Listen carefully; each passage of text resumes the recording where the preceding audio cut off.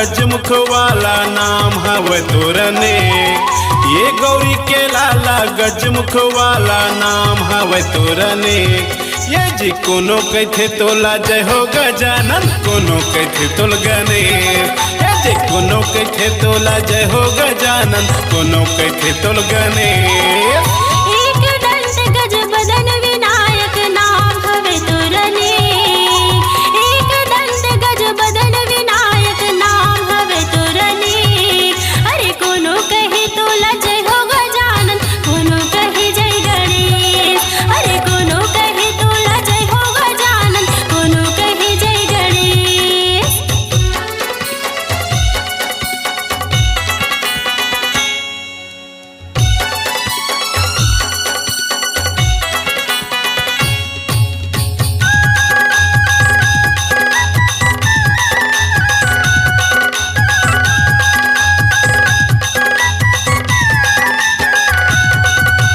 चारों धाम दाई ददला माने बुद्धिनाथ कहाए। मोदक के लड्डू भर भर खा के लंबोदर तय कहाए।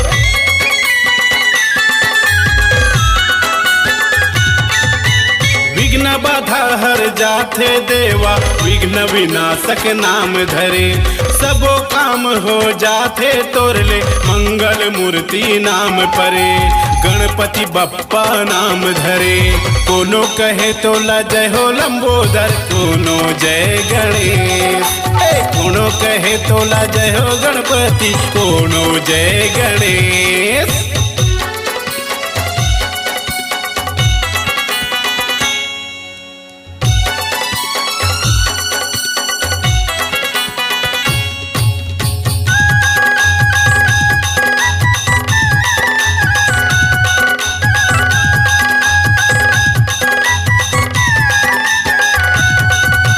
माता गौरी के तेहा ललना गौरी सूत कहाए। भोलेनाथ के दुलरवा बेटा रुद्र प्रिय कहलाए।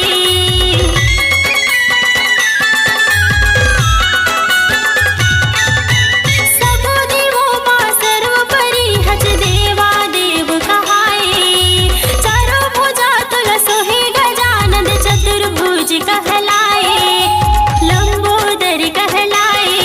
अरे कोनो कहे तोला जय हो गजानन, कोनो कहे जय गणेश। हाँ कोनो कहे तोला जय हो गजानन, कोनो कहे जय गणेश। ये जी राजेंद्र रंगीला चढ़ावे लड्डू हर दे सबके कलेश। ये राजेंद्र रंगीला चढ़ावे लड्डू हर दे सबके कलेश। कोनो कहते तोला जय हो गजानन, कोनो कहते तोल गणेश। हाँ कोनो कहे तोला जय हो गजानन, कोनो कहे जय गणेश। कोनो कहते तोला जय हो गजानन, कोनो कहते तोल गणेश। हाँ कोनो कहे तोला लंबोदर जी, कोनो कहे जय गणेश।